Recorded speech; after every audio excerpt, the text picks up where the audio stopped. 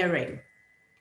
Our project is a part of the Equitable Resilience Programme funded by the UK Research Councils, specifically the Global Challenges Research Fund administered by the ESRC. In responding to that call for proposals, we sought to balance our desire to produce empirically rigorous work in relation to disaster recovery with the need to improve the lives of those displaced by disasters. We chose the context of Palu, Indonesia, following a major earthquake, tsunami, and landslide damage, as here was an already marginalized set of people for whom we could form a part of building back not only a better, but a fairer future. So this is the challenge of resilience work, the capacity to successfully adapt in the face of adversity with an emphasis on growth in the process of recovery. The particular context of Palu is that many people there are still living in temporary shelter. For the youth, who form a key focus of our resilience building efforts, psychosocial problems include substance use, aggressive behavior, excessive fear and stress, lack of time management, and overuse of gadgets due to parents being preoccupied with their own survival. But added to this, there is a major water and sanitation hygiene issue, a lack of toilets and no gender divide for the toilets, leaving girls and women feeling unsafe, especially at night. So in this nutshell, we see the need for resilient structures to be rebuilt, psychosocial support, and resilience building for the next disaster, as well as water and sanitation hygiene modification for the resilient recovery of girls and women. We wish not just to aid in building back better, but also in building back fairer.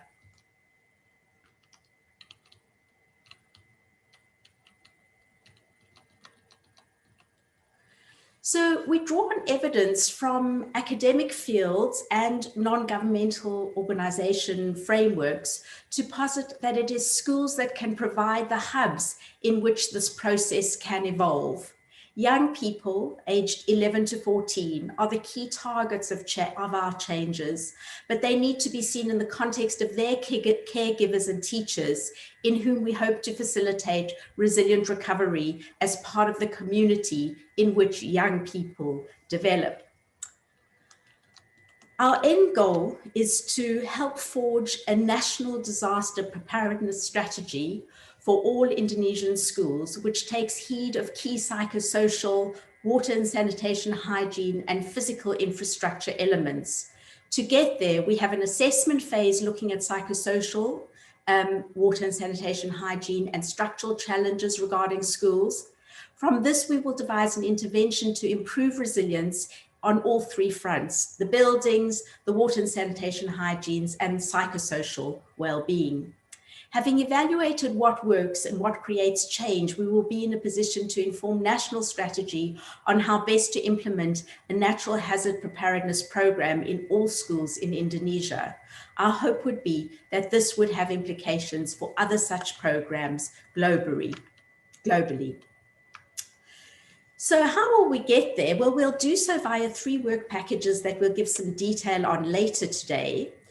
And these are each led by Indonesian and UCL-based researchers. And there is a lot of interplay between these packages. But I wanted to mention that a key aspect of our identity here at UCL is a shared belief that it is interdisciplinarity or even cross-disciplinarity that will solve global problems. Of course, natural hazards and the displacement of people are likely to escalate with the worsening of climate change. And so this work is central to endeavors beyond our particular context in Indonesia, and indeed beyond the particular natural hazards we focus on.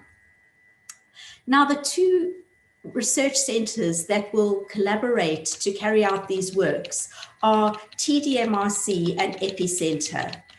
So I'll first talk about TDMRC. So as a response to the Indian Ocean tsunami that devastated Banda Aceh and other areas in 2004, the University of Siakula set up the Tsunami and Disaster Mitigation Research Center, or TDMRC. TDMRC has been highly influential in promoting and disseminating research on disaster risk reduction in Indonesia and other Asian countries. And so the researchers that we collaborate with today and in this project are from TDMRC. From the UCL side, Epicenter, or the Earthquake and People Interaction Center, was established in 2007 when Tiziana Rosetto, who is one of our investigators, and I formed it because she noticed that engineers and planners building and rebuilding in disaster-prone areas did not take into account what people in the buildings did and felt. So we brought structural engineering and psychology together in a multidisciplinary research center at UCL that investigates risk to society, to the built environment, to the natural environment, all from natural hazards, and a variety of natural hazards ranging from earthquakes to tsunami. So we hope to work alongside many who are present at this meeting today. And we welcome you. We're not going to name individual names, but we'd really like to mention who you, our audience, are today. So from the central Indonesian government, we have the National Agency for Disaster Management, the Ministry of Education and Culture, the Ministry of Religious Affairs, the Ministry of Research and Technology, the National Secretariat of the Disaster Safe Education Unit. From the Palu government, we have the Development Planning Agency and the Education Office. From UN agencies and NGOs, we have UNICEF, Save the Children, the Disaster Education Consortium, the Humanitarian Forum Indonesia, and the Indonesian Red Cross, as well as the International Federation of the Red Cross. From Siakula University, we have the rector, the vice rector, and the head of LPPM, and of course, the director of TDMRC. From Tadulako University, we have the rector, the vice rector, and the dean, and of course, our own provost, as well as our own vice provost, as well as members of the Institute of Disaster and Risk Reduction and UCL's Resilience Research Group, as well as a number of academics from a range of institutions across the globe. So I'm now turned to welcoming the three institutional leads who will talk now. So I'm delighted to welcome institutional leads from the three universities who are collaborating on this project. Under different circumstances, many of us would have met in person, but this particular way of meeting means that we are all able to have all three institutional leads with us, and as well as welcoming you in the same room, as it were, from across the globe.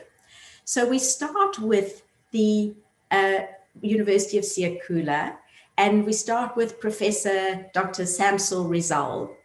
And he has been serving as the rector of Siakula University, Banda Aceh, Indonesia, since 2012. He completed his BE from the university in 1987 and finished his Masters of Engineering and PhD degrees from Toyohashi University of Technology in Japan in 2001. And these were both in mechanical engineering. So it is my pleasure to hand over to you, Professor Rizal.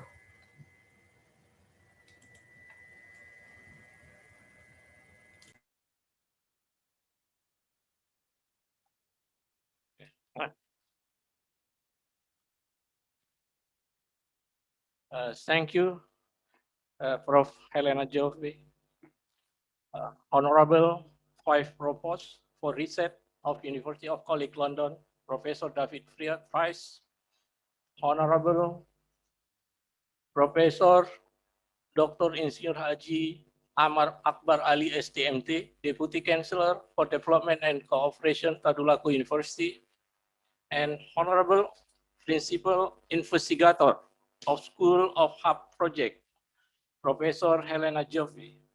Honorable Vice Rector, co-investigator, faculty member, distinguished guests, participants, ladies and gentlemen. Assalamualaikum warahmatullahi wabarakatuh. Very good morning, very good afternoon, and good evening. Maybe in Tadulako, now in evening.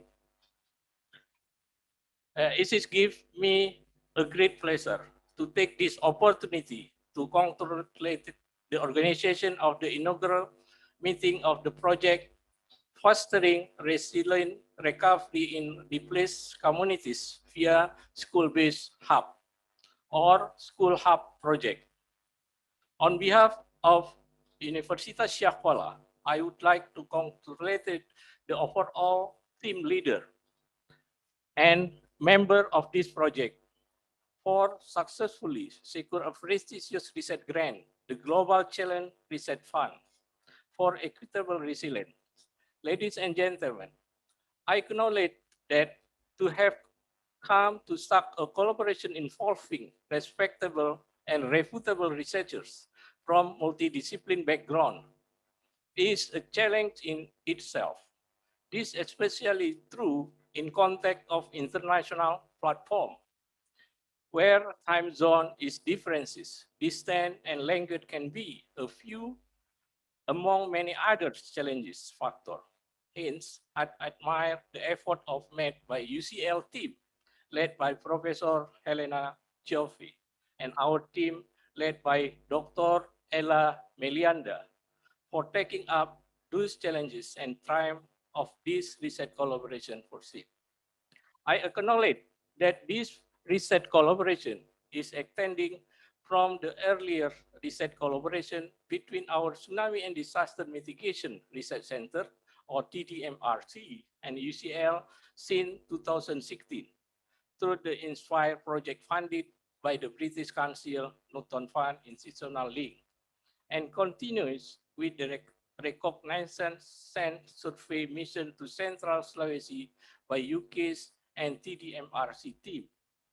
Immediately after the earthquake disaster in Central Sulawesi in 2018.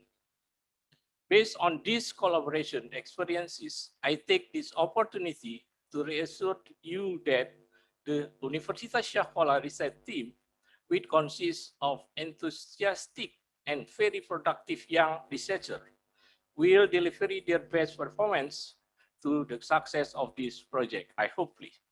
Ladies and gentlemen, in the wake of an earthquake and disaster in Central Sulawesi on 28 September 2018, it reminded us the scale of devastation we experiences ourselves from the earthquake triggering tsunami on 26 December 2004 in Aceh.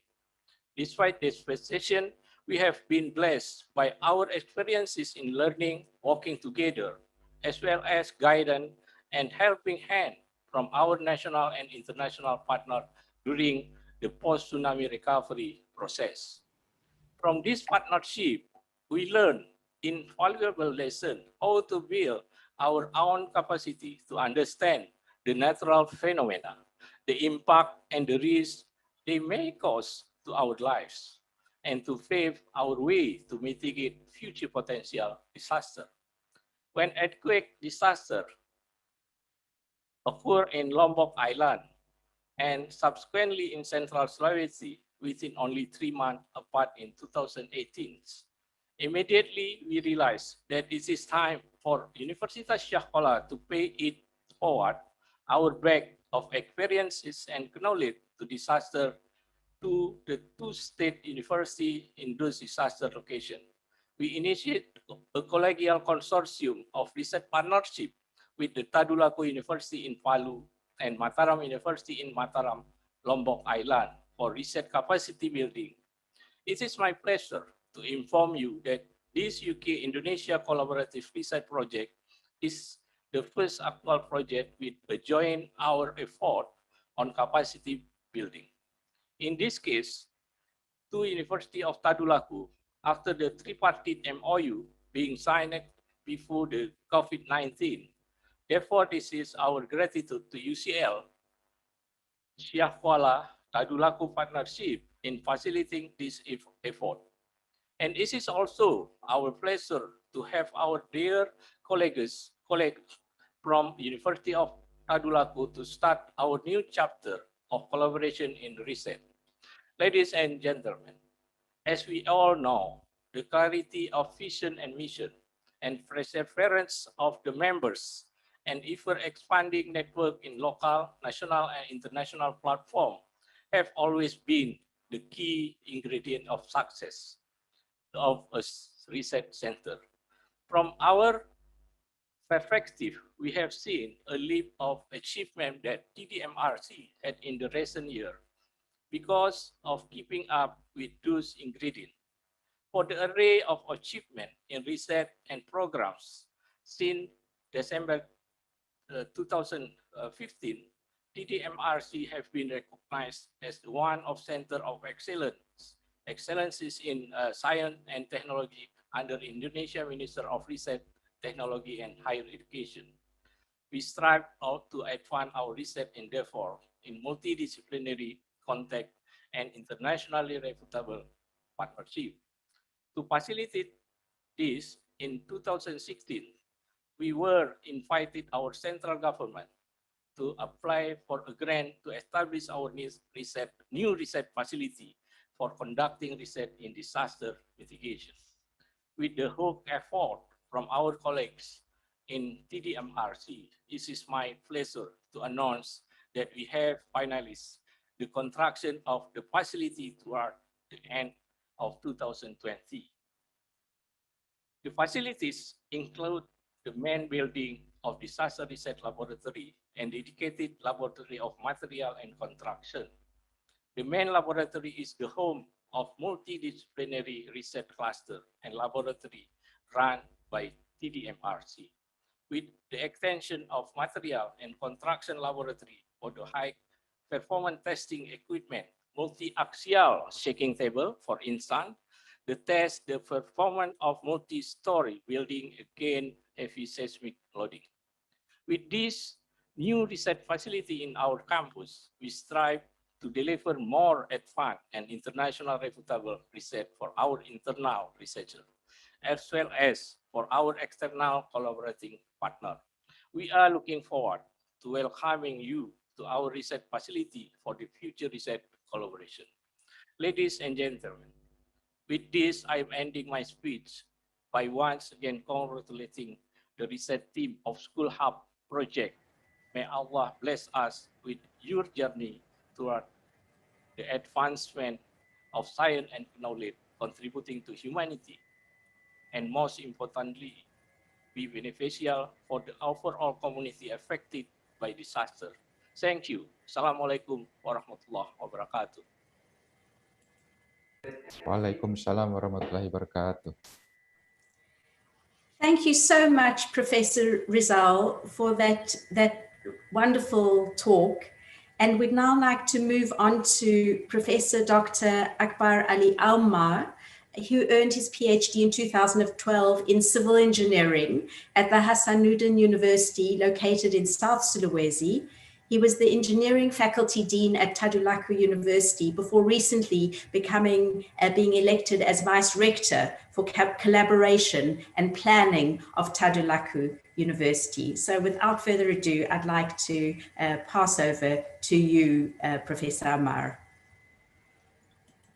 Okay, thank you, Prof. Helena.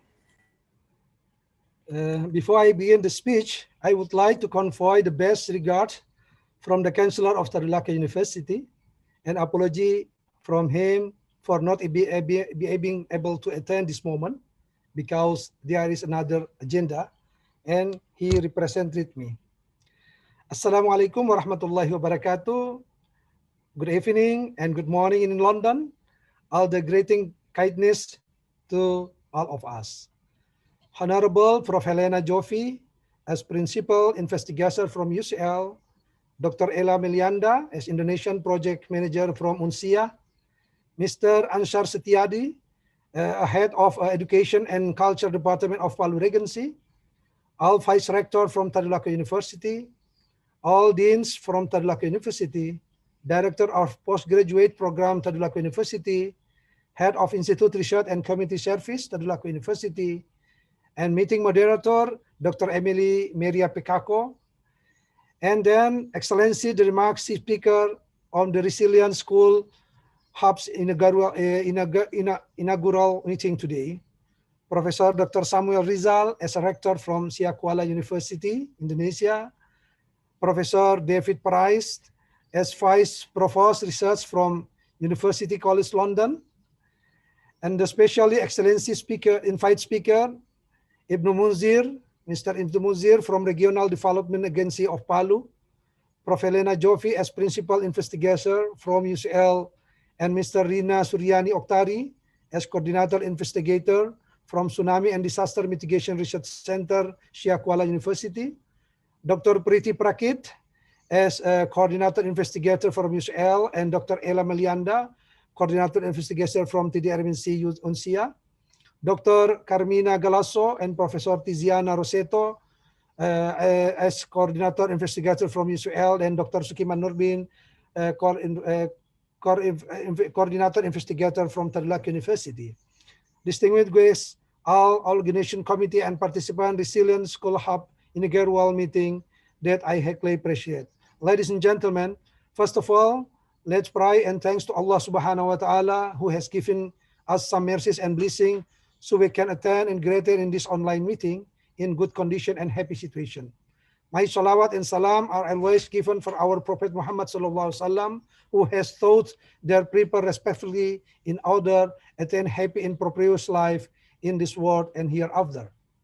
This meeting is proudly organized by UCL in partnership with Siak Kuala to Tsunami and Disaster Mitigation to the RMC and Tadulako University, sponsored by UK Research and Innovation, UKRI, Global Challenge Research, GCRV for Equitable Resilience, the specific fund, and the project in Economic and Social Research Council.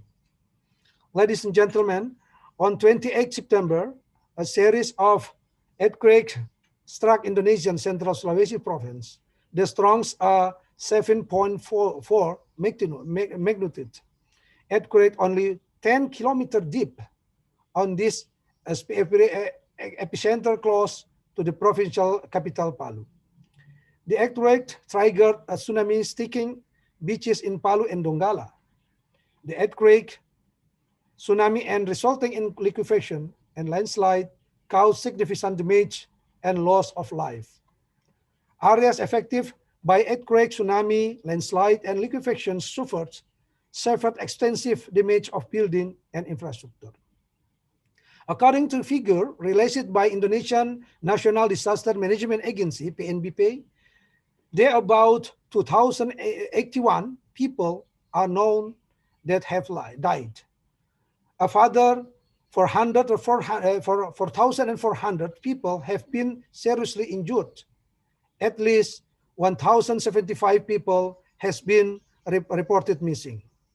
An estimate 15,000 houses and land have been totally devastated. Some 70,000 houses are heavily destroyed. Around 35,000 families whose houses have been damaged need emergency shelter support for shorter term. More detailed assessment will have a further confirm this estimate. PNBP put the total cost of material damage at $910 million. An announcement from United Nations Children's Funds, UNICEF, site report on December 2018 that the children in Central Sulawesi impacted by September 28 earthquake was 665,000. Joint Assessment GNR report on October 2018 says 185,000 children have had their education disrupted, with 90% of respondents to the GNR stating that their school was closed, and 60% of school reported to have incurred significant damage in facility and classroom.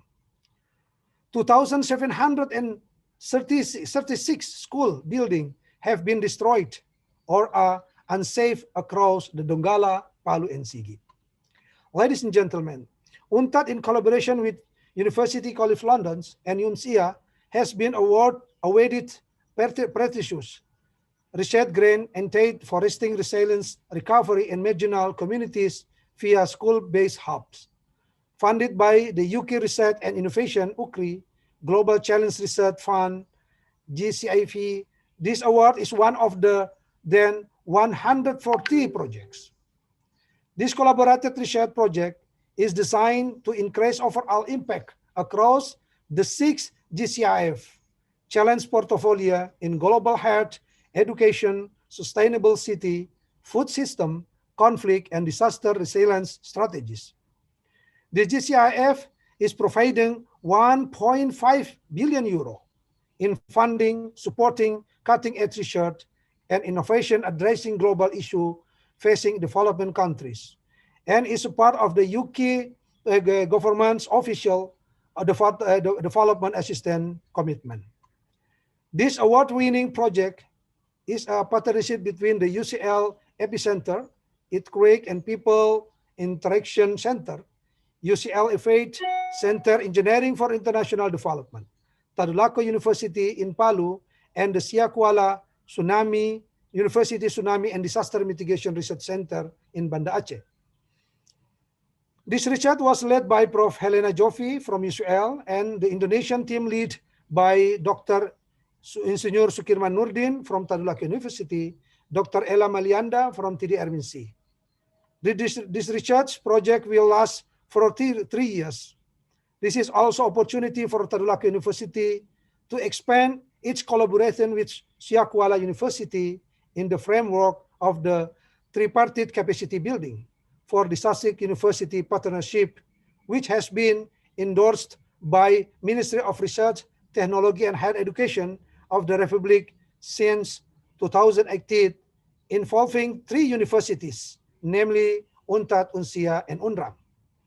The objective of this collaborative project, called the School Hubs projects, aim to promote the resilient recovery of the marginalized community of Palu, Central Sulawesi, Indonesia, who were affected by the earthquake, tsunami, and liquefaction on 28 September 2018, through school-based rehabilitation and reconstruction.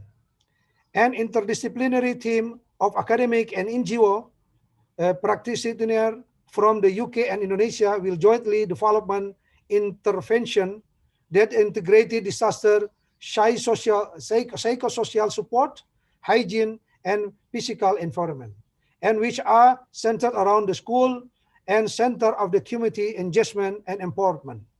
This multidisciplinary intervention will not only recreate the status quo of the marginalized society, but also more resilient recovery. Research from around the world have flocked to Palu to conduct research related the phenomenon of the multiple disaster experienced in Palu, Sigi, and Donggala, as well as researchers at Tadulako University who also carry out research both independently and in collaboration with various universities at home and abroad, both from Asia, Europe, America, Australia, and even from Latin America. And research space also varies from various aspects. We hope, if possible, the research that has been done and related to the frameworks of the collaboration can be continued collaborated with the UCL, UNTAD, UNSIA Research Collaboration Program. Okay, ladies and gentlemen, I will close this speech by quoting the wise words. Natural disaster happen beyond our control. What is our control is our attitude in dealing with its calamities. Thank you very much for your kind attention. Wallahu musta'an. Assalamualaikum warahmatullahi wabarakatuh. Thank you. Thank you very much indeed for that wonderful speech, Professor Amar. And I'd now like to turn to our own Vice Provost, Professor David Price, and introduce him. He has been Vice Provost and Head of Research at UCL since 2007. He's been a Professor of Mineral Physics in the UCL Department of Earth Sciences since 1991 and was educated at Cambridge University. As Head of Research at UCL, his goal has been to make UCL a force for social change. His research vision has encouraged us, the staff, to develop and disseminate original knowledge to help provide solutions to the grand challenges faced globally via cross-disciplinarity and collaboration. So I'd like to hand over to you, Professor Price. Helen, thank you very much for that kind introduction. And good morning and good afternoon and good evening to all of my colleagues on the call today. It's a pleasure to be able to join you. So UCL is a large research-led university. We have over 3,000 faculty members. We have additionally 4,000 or so postdoctoral researchers and 5,000 PhD students. So we have a large research community. We were founded in 1826 and were inspired by the utilitarian philosopher Jeremy Bentham, whose aphorism, if you like, is one should strive to do the greatest good for the greatest number. As a result, UCL was the first university in England to admit students irrespective of their ethnicity, their religion, or their country of origin. We are therefore committed to work with partners around the world to find solutions to the problems that we all face today. We're also, however, committed as an institution to being more than the sum of our parts. With the very large number of people doing research at UCL, it's really important that they recognize the strengths that exist in other disciplines and work together to find solutions to the great problems that we face. So 12 years ago, UCL founded and created our Grand Challenge programs. And these were divided into 6 regions or activities, which I think are going to be of lasting importance into the future. The first was global health. The second was sustainable cities. The third was cultural understanding. The fourth, human well-being. The fifth, the impact of transformational technologies. And the sixth, equality and justice. And what's exciting today is the collaboration that we're talking about on resilient school hubs epitomizes all of the things that we wish to achieve. It enables us to fulfill, I think, our desire to work with global partners in Indonesia and around the world so that we are more than the sum of our parts. It helps us address the Sustainable Development Goals the United Nations defined a few years ago, and enables us to move towards doing the greatest good that we can achieve. It also brings together the exciting combination of those working in psychology and those working in engineering, which is a really very stimulating pairing of cross-disciplinary engagements. So I'd like to just congratulate you all on coming together in obtaining the support for this really important project, which will address the huge and damaging impacts of natural disasters, which as an earth scientist, I know are beyond the control of humanity, but we can do what we can, whatever that we can do to ameliorate and make those disasters more manageable for society. So I wish you well for your future meeting today and for the progress that you will make over the years ahead. And I look forward to hearing about the fabulous progress which you achieve. So have a great meeting and my congratulations to you all. Thank you very much. Thank you very, very much for that talk, Professor Price. And thank you all institutional leads for joining us and for your time today. We're very honored to have you all here at this inaugural event and to launch this project with us that we are all very, very proud of. We will now have a scheduled break. I will share with you the program once again. We will return back at 10:05 London, 18:05 in the Palu region time zone, and 17:05 in the Jakarta time zone. Thank you very much, everyone.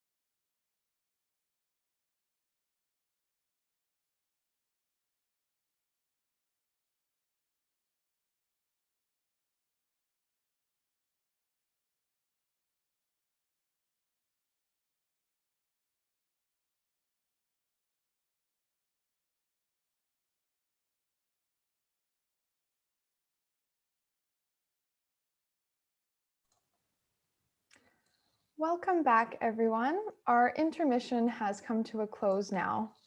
We will continue on in the second half of the event with talks that are more specific to the nature of our project.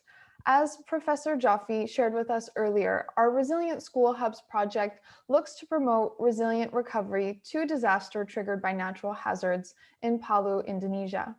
Thus, our first talk in the second half of our event will provide us with an updated overview of the state of recovery in Palu at present. We will then hear from the leading investigators on the project about what fostering resilient recovery looks like from three very vital perspectives. Despite being presented as three factions or discipline, as Professor Jaffe explained, this project is entirely collaborative in practice. This multidisciplinary approach allows us to ensure the interventions we hope to implement will be holistic by addressing resilience in various forms. We know from existing research that for resilience interventions to be meaningful, they must be specific to the context in which they are implemented. Our Resilient School Hubs project looks to do exactly that, to take a community-centered, survivor-driven approach to fostering resilience in these Indonesian communities. So without further delay, I would like to welcome our next speaker, Mr. Ibnu Munzir, who, as I said, will give us an updated overview of the state of recovery in Palu at present. Mr. Munzir is the head of data and information for Palu City's Regional Development Planning Office. Mr. Munzir, I welcome you to please unmute your microphone and share with us an update on the state of recovery in Palu. Thank you.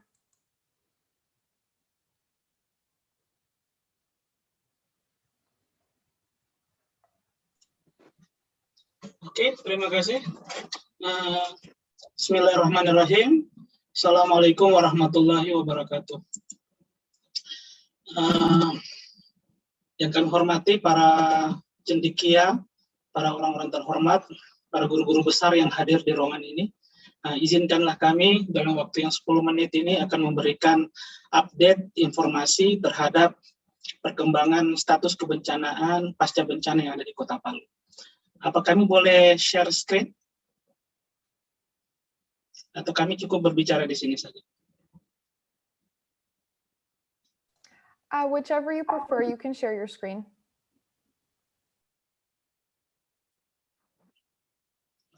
Terima kasih.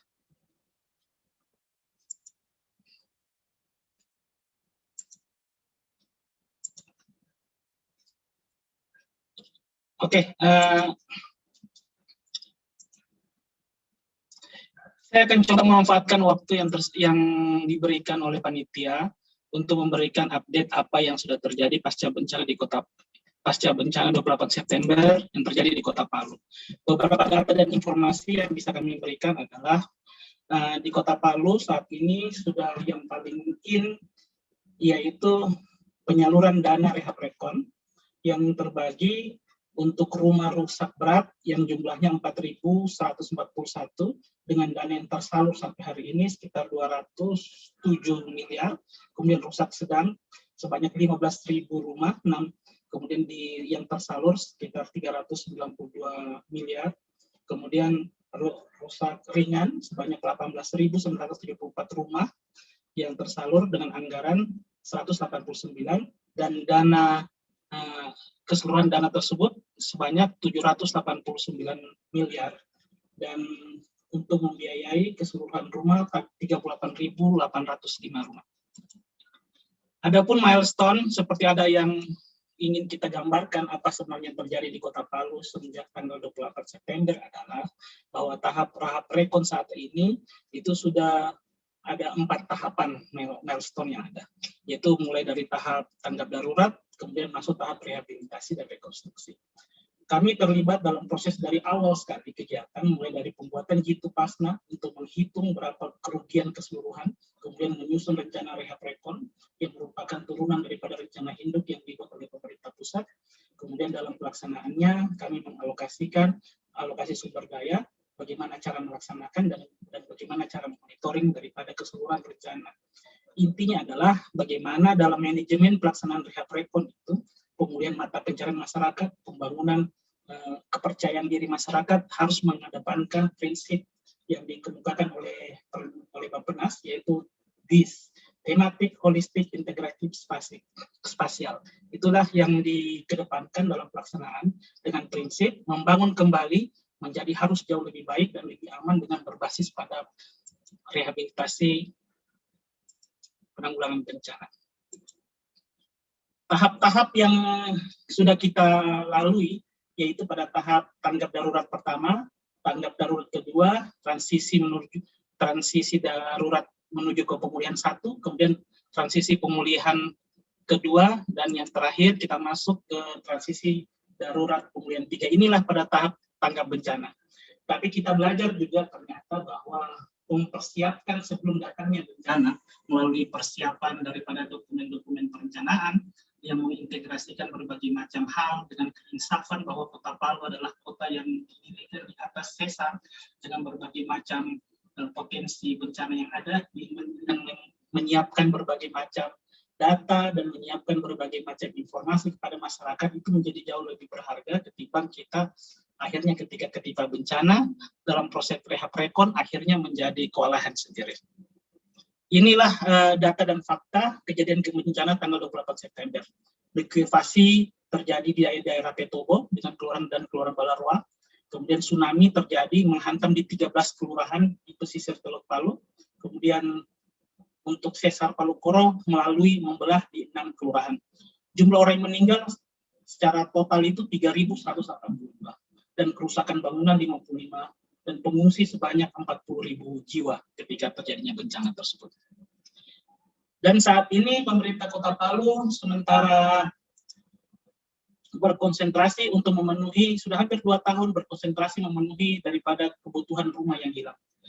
Kebutuhan rumah yang hilang itu untuk dibangunkan UNTAP sekitar 6.596. Yang sudah dibangun saat ini itu hampir 1.600-an. Seperti data yang ada ini. Kemudian kekurangannya juga masih banyak. Itu yang sementara dicari strateginya. Baik melalui relokasi mandiri, relokasi satelit, dan sebagainya. Itu yang sementara dibuat dengan menjadikan apa inisiasi masyarakat, kemauan masyarakat menjadi dasar untuk membuat perencanaan. Adapun untuk fasilitas pendidikan yang terdampak, seperti ada pada data kami, total sekolah yang terdampak 386, dengan rusak berat sebanyak 107, kemudian rusak sedang 114, dan rusak ringan 165, dan berbagai ruangan lain dengan kerusakan yang berat 98 ruangan, kemudian rusak ringan 85, dan rusak ringan 62. Ini hasil pengkajian kebutuhan pasca bencana, seperti terlihat. Jadi untuk bidang pendidikan sendiri, nilai kerugiannya itu, kerusakannya itu 246 miliar lebih. Dan nilai kerugiannya itu 19, dan total kerusakan andai kata kita ingin membangun kembali dan berfungsi secara jauh lebih baik, itu membutuhkan 917 miliar 844 ribu. Kejadian bencana Kota Palu, kalau andai kata kita susun bentuknya adalah pemulihan bencana itu kalau pengaruhnya itu terganggu pada saat bencana, pengaruhnya kecil dan pemulihannya cepat jika upaya pemulihan pembangunan dilakukan dengan baik dan dana tersedia. Dalam hal ini adalah kolaborasi pendanaan dan teknik untuk menanganinya menjadi lebih penting. Dia akan memiliki efek yang kecil dan pemulihan cepat kalau sudah dia bisa direncanakan secara baik dan dananya tersedia. Tapi di sebaliknya pengaruhnya bencana itu akan menjadi besar dan pemulihannya menjadi lama jika intervensi pemulihan tidak dilakukan secara benar dan anggaran recovery-nya pun tidak disiapkan secara cepat.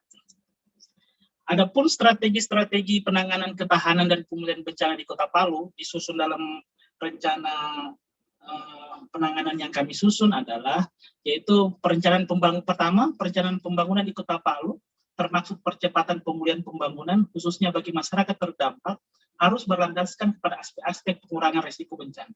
Hari ini pembangunan apapun dia, pembangunan gedung kah, maka dia harus memenuhi standar ketahanan bangunan gedung. Kalau dia ingin membangun rumah, maka bangunannya dipastikan tidak berada pada daerah yang rawan bencana. Kemudian pelibatan akademisi, pakar bencana, NGO, serta masyarakat terdampak pada keseluruhan tahapan rehab rekon. Tidak boleh ada satupun daripada stakeholder tersebut menjadi tertinggal. Dan pemulihan mata pencarian untuk memprediksi ancaman, mengantisipasi, dan sosialisasi hasil-hasil kajian. Pada tahap inilah sebenarnya kita ingin UCL ini dengan hasil-hasil kajiannya itu bisa nanti bukan hanya tersimpan saja tapi benar-benar menjadi tersosialisasi menjadi milik masyarakat, dan penelitian dan pengalaman menyangkut pemulihan mata pencarian. Kemudian yang ketiga, pembangunan sebagai sistem pemulihan ekonomi dan mata pencarian yang harus dikaji secara terpadu. Dan yang paling penting, dia terkoordinasi oleh pemerintah daerah, tidak berjalan masing-masing, sehingga yang memiliki masyarakat pemerintah, dan pemerintah harus bertanggung jawab terhadap masyarakat. Yang keempat, edukasi kebencanaan. Penting untuk mengintroduce bagaimana proses pemulihan ini, apalagi melalui pendidikan formal, para tokoh-tokoh masyarakat. Kalau di Kota Palu itu ada masih hidup tokoh-tokoh adat, dan Satgas K5 bisa terlibat.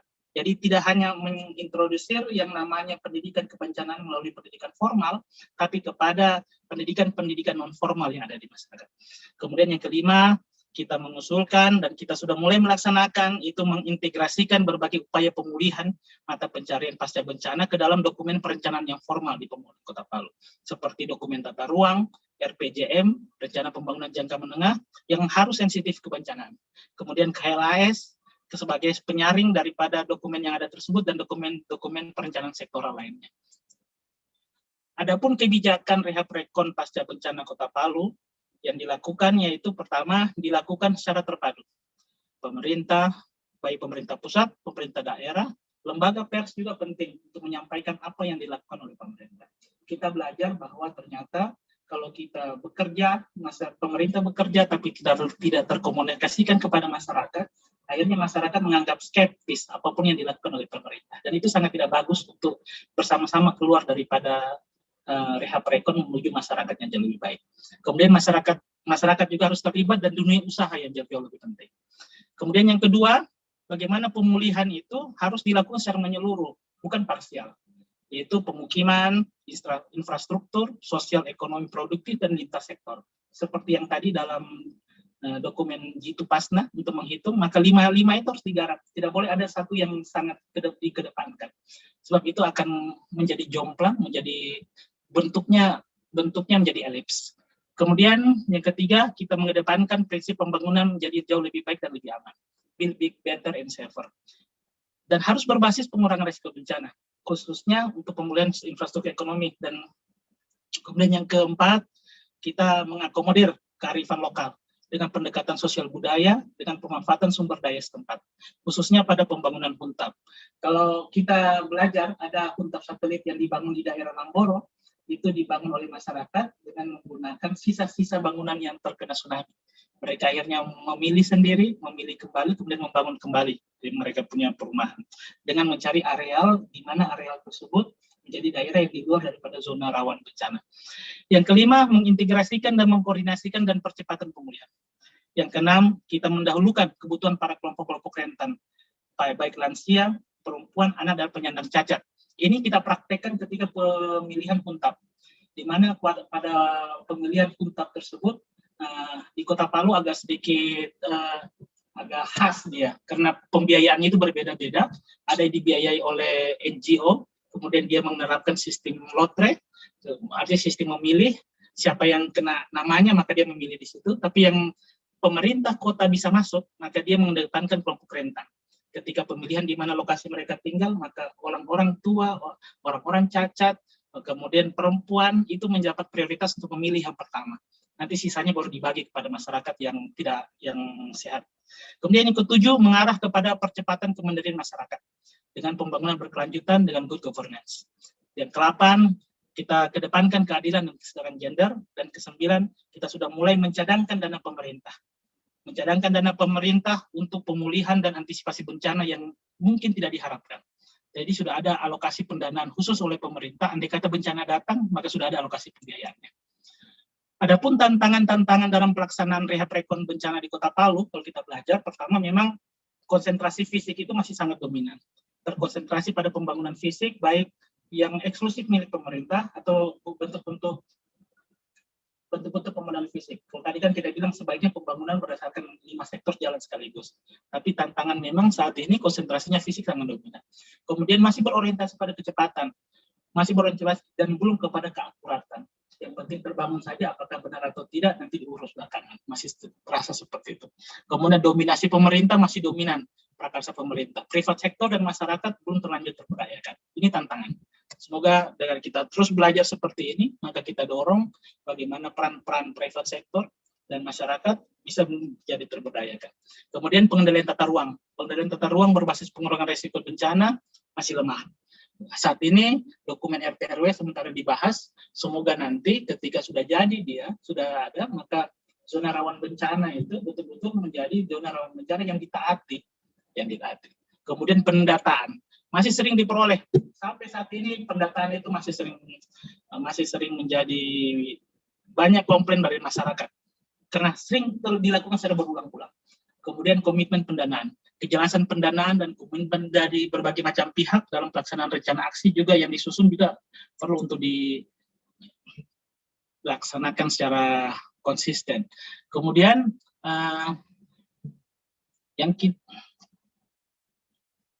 apa strategi umumnya, yaitu bagaimana pengkajian kebutuhan pasca bencana secara cermat dan akurat. Karena itulah sekarang kita sudah mulai mendorong kelembagaan-kelembagaan masyarakat untuk dilatih bagaimana cara mereka menghitung secara cermat dan akurat terhadap aspek-aspek kebencanaan, andai kata terjadi bencana. Kemudian penentuan prioritas untuk pengalokasian sumber daya secara rasional, komprehensif, dan partisipatif, dengan memasukkan sumber daya lokal sebagai salah satu penentu pemulihan aktivitas sosial kemasyarakatan. Dalam penentuan dalam dokumen yang disusun tersebut, pasca tersebut, atau dokumen mitigasi, seperti tadi yang dibilang oleh Prof. Amar, bahwa bencana tidak bisa kita hindari, tapi mitigasinya bisa kita laksanakan. Mitigasi itu hanya bisa berbunyi kalau ada sumber daya pendanaan, dan itu harus dilakukan secara rasional, komprehensif, dan partisipatif. Kemudian perlu juga untuk menyebarluaskan informasi dan sosialisasi tentang rencana pelaksanaan rehab rekon. Tidak boleh lagi rencana rehab rekon yang bagus di atas meja, bagus dalam dokumen tersebut, tapi tidak dibicarakan kepada para pemangku kepentingan, khususnya masyarakat sebagai orang yang terkena langsung, harus dibicarakan di situ. Kemudian perbaikan pembangunan rumah dengan berbagai infrastruktur publik menjadi penting.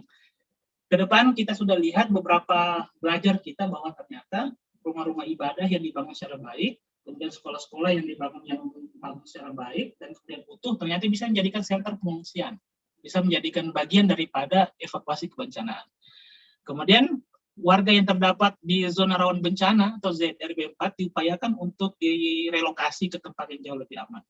Memang dikatakan bahwa bencana itu dia punya periode ulang. Karena itulah pemerintah punya tanggung jawab untuk menjaga jangan sampai masyarakat. Mr. Manzir, I'm very sorry to interrupt you here, but I'm going to have to ask you to please share with us just your final thoughts so I can invite the work package speakers.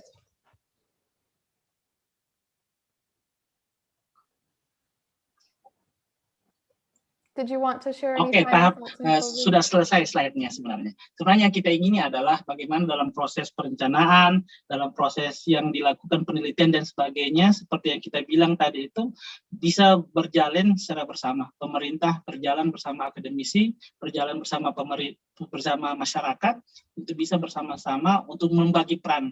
Pemerintah membagi peran terus dari sektor pendanaan misalnya, dan masyarakat untuk sektor pelaksanaan, dengan memperhatikan daripada bagian-bagian masyarakat yang terkena langsung untuk terlibat dalam proses perencanaan dan evaluasi. Saya kira demikian saja, Emily. Terima kasih waktunya. Minta maaf kalau terlanjur panjang. Terima kasih. Thank you very, very much for this very important update, Mr. Manzir. We very much appreciate your time. We will now hear from the lead investigators on our Resilient School Hubs project, beginning with Work Package 1, Psychosocial Resilient Recovery, by Professor Jaffe and Ms. Rina Surani Okhtari.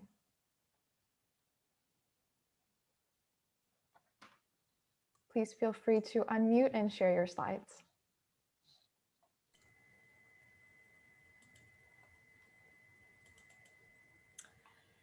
Right, hi again. So I'm going to talk together with Rina Surani Okhtari, who I'll call Okta after this. We call her Okta. We are going to talk about Work Package 1. So we're now going into some of the detail of actually what we're going to be doing in our project. So, so this work package is all about psychosocial resilient recovery. So psychosocial aspects of creating resilient recovery in post-disaster contexts. So I feel like you've already heard a lot about this particular context. And to summarize with probably some numbers, not exactly the same across our talks, but the 2018 earthquakes, tsunami, and landslides in Palu, central Sulawesi, Indonesia, killed over 4,000 people and damaged and displaced 164,000 people. And 12,000 schools were damaged or destroyed, affecting the education of some 184,000 children. And this project seeks to address the psychosocial consequences not only of the trauma of these events, but of being marginalized from decision making. So we're going in on 3 areas that are poor, where the people are poor and marginalized, and many have lost their livelihoods due to them being fishing communities before, and the boats are still actually have not been fixed, and so people do not have their livelihoods. So what does the community need in order to become more resilient? Well, both preparedness and recovery require that communities have some sense of control over their environments. And this is what we found in the 2 previous large studies that Tiziana, Rosetta, and I have conducted, that where we went into various cultural contexts, we found that control was a central aspect in people being able to prepare for their futures. For the marginalized groups affected, poverty and sociocultural beliefs can undermine the sense of agency, the sense of being able to bring control over your environment. And we take as our starting point the set of mechanisms favored by survivors from 8 other disaster contexts in order to build their resilience. And the most desired aspect in these 8 contexts are psychosocial support. So what we'll hear about more today is actually this has not been built into the models and into the thinking enough, the trauma and the psychosocial support that could follow from that. The other features of what people on the ground in 8 disaster regions want is they want community empowerment and cohesion, they want government collaboration, and they want the root causes of their vulnerability to be addressed. So quite a challenge. So for our particular package, the challenge we seek to address is, once traumatized, how can these communities recover resiliently so that they are prepared for the next disaster? And this is important not only because the survivors live in a region high in natural disasters, but also because climate change makes natural hazards increasingly likely, indeed, for all of us. So a wider and wider swathe of the world needs the tools to recover resiliently and prepare for the next disaster. We hope to be developing such tools in this study. I now want to hand over to Okta, who will now control the slides and give you more detail of Work Package 1 activities. Over to you, Okta.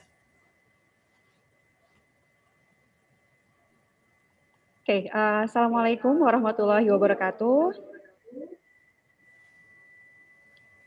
Good afternoon, good evening, and good morning, distinguished guests, honored ladies and gentlemen.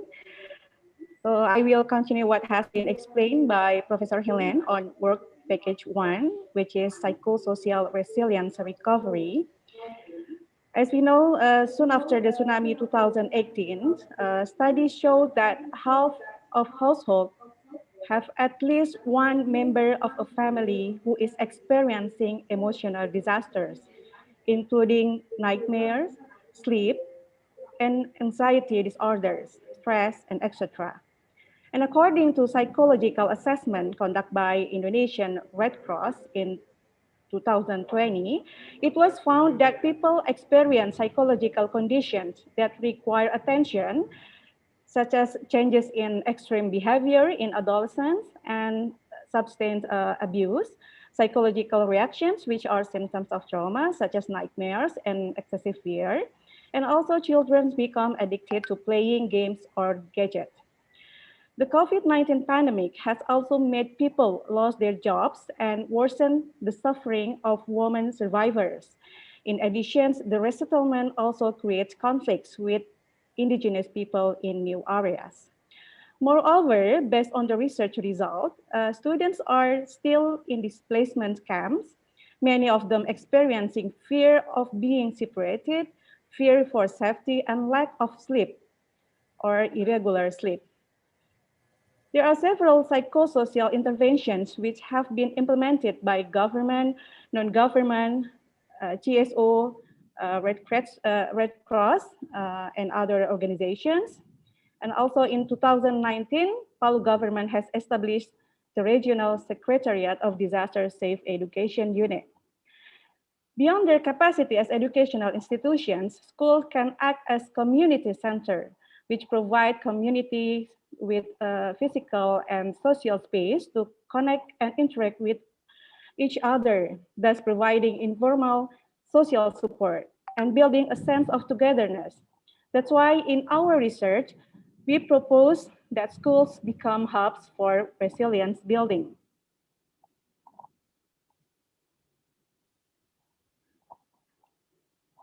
So currently, there are many guidelines outlining how school can play as a part in the process of resilience recovery. And we have conduct a review, the key disaster risk management framework used for protecting children's well-being in disaster contexts, and identify a lack of considerations for psychosocial and water, sanitation, and hygiene needs. That's why we propose an adaptations of the common framework for a comprehensive safe school program, which is also implemented in schools across Indonesia. And we suggest the revisions to add a fourth pillar that address the psychosocial needs of students, children, and communities, and to reintegrate WASH into pillar 1.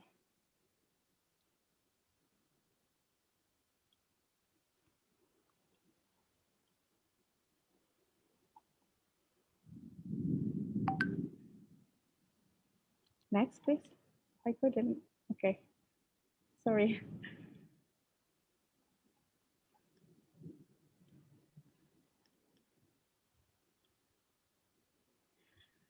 Okay, this project will focus on developing an intervention that will empower communities in Palu to reflect on their needs considering hazard resilient futures.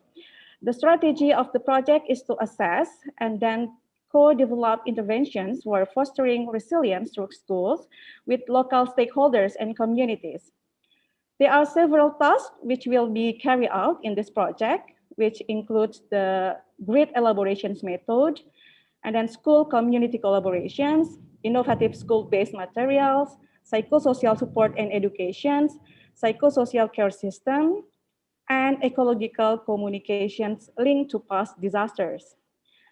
This research will be conducted at 3 sites in Palu and Donggala that were badly affected by a combination of hazard, including Sigi, which is affected by earthquake and trigger liquefaction, and then Loli Tasiburi, which is affected by earthquake and tsunami, and the last one in Mamboro, which is affected by earthquake and ground subsidence and tsunami. The research participants, including children aged 11 to 14 years old and their caregivers, and then teachers and community. We will conduct several methods to collect the data, including in-depth interviews, focus group discussions, workshops, and survey.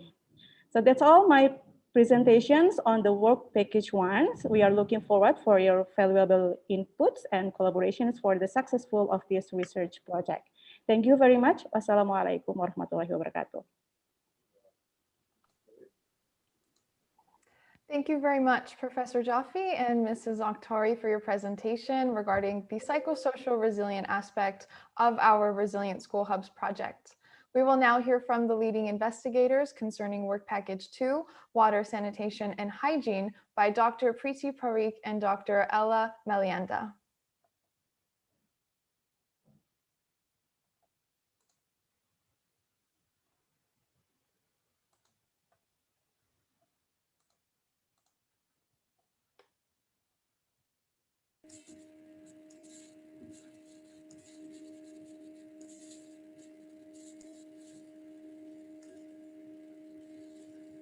Good morning, good afternoon, everyone.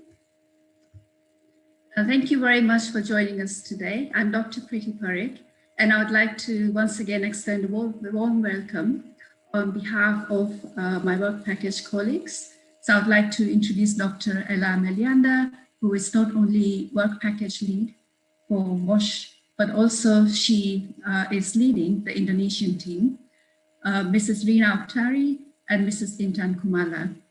And what I would like to do in the next 10 minutes jointly with our colleagues is set the context of water, sanitation, and hygiene. So really unpacking why water sanitation interventions are vital for recovery processes. I had the fortune of leading an interdisciplinary team at UCL, where we evidence using a structured process. We looked at 600 publications in the field of sanitation, and we identified links between sanitation and sustainable development goals. And we found that investing in sanitation meant that we would address all 17 goals and 130 out of 169 SDG targets. Now, what does this mean? This means that investing in sanitation is not just about providing the infrastructure, but if we invest in sanitation, it has an impact on resilience, it has an impact on climate action, health, education, poverty reduction. So the benefits of action in sanitation are wide-ranging, which is why we believe that water sanitation interventions are so vital for recovery processes. And our team composition reflects the interdisciplinary nature of the challenge, and the solution needs to be interdisciplinary, which is why for the first time in my knowledge, we have expertise from psychosocial analysis, earthquake structural engineering, built environment, water sanitation, joining forces across UCL and Indonesian teams. When we think about sanitation, what type of sanitation services are we going to explore and look at? Sanitation services are those which should cover the entire value chain. So it is not just about building the toilets, installing the taps, but the services need to be safely managed. So for example, with sanitation of toilets, the waste needs to be safely disposed, treated and disposed into the environment so as not to cause environmental contamination and not to pose a health risk. The facilities should be such that everyone feels comfortable using them. So they need to be inclusive facilities so that any person, irrespective of age, gender, religion, disability, would be able to use those facilities. Those facilities need to be co-developed with local partners and communities to ensure social cultural acceptance. Especially for girls, menstrual hygiene is extremely important. And in homes, a consideration of baby wash is important to reduce disease. And one of the ambitions we've always had is to end open defecation.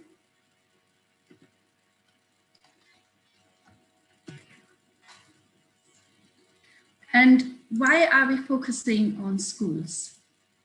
A big part of the recovery process where we see schools as a hub is to get children back into school. Also, we see schools as a point of influence, not only for children, but also for families and parents. So if we want to get children back to school, we need to make sure we provide facilities, water sanitation facilities, which everyone can access, especially girls, because girls form 50% of the population of the group. And if we cannot educate our girls, then how are we going to create a societal shift or change? So how are we going to achieve resilient recovery? And in looking at schools and exploring washing schools, we are going to explore issues such as segregation of male-female toilets, making sure the toilets are inclusive, aesthetically pleasing. I know this sounds strange, but when we go and use those facilities, we want to feel that we're going into an environment which is safe, secure, aesthetically pleasing, good lighting, door handles. So basically what we are looking for when we look at wash services in schools is making sure that everyone is comfortable using those facilities. Girls do not feel embarrassment, shame, a lack of dignity or pride using those facilities. And I think this is very, very important because those are the issues which will put off girls from coming back to schools. And I think that would be of great detriment. I'm now going to hand over to my colleague, Ella.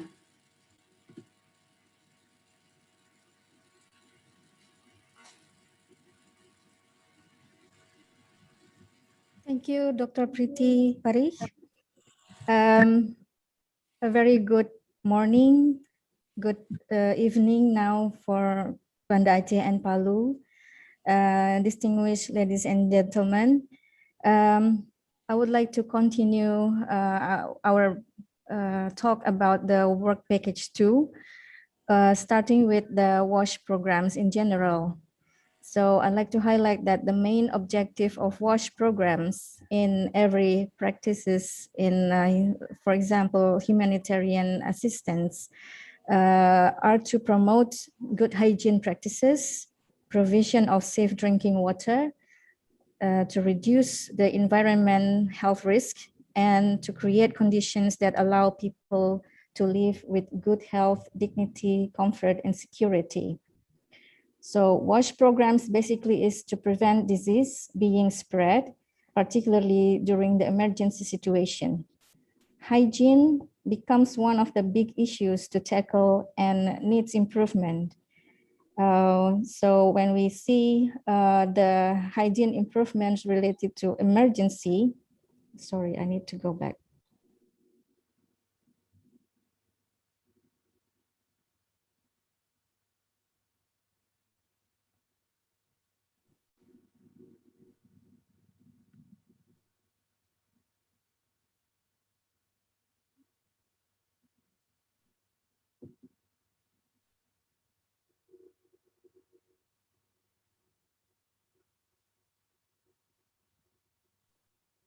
Sorry about that. So, Priti, could you hand over the slides, please? I think you have control, Ella. Okay, so sorry for these technical problems. So I'm going to go right through the research aim and objectives of our working package 2. After realizing that the ultimate goal of WASH is to ensure that all groups within the population have safe and equitable access to WASH resources and facilities, we need to set our research aim to first assessing the environmental needs and aspirations of the local communities, in this case, the Central Sulawesi people who are suffered from the recent post-disaster by the earthquake, landslides, and tsunami. And particularly, we are concerning about the basic services, in particular WASH, to aid resilient recovery processes, to improve the access of to fulfill the aspiration of the local communities. Then we need to engage with the local communities. I don't know what happened with this our slides. We need to go back to yeah, sorry. So the main objectives of our working package is first to assess the gaps in infrastructures and services, which means we want to see the accessibility, safety, and capacity of schools to facilitate students and surrounding community, and then to develop best practice guidelines for accessibility to WASH infrastructures in schools, and then to harmonize it with the government programs to deliver appropriate and sustainable WASH with improved service monitoring. And in the end, we want our research to go back and contribute back to the community in a way that we could increase the capacity of the community at risk and then the community preparedness through our WASH programs.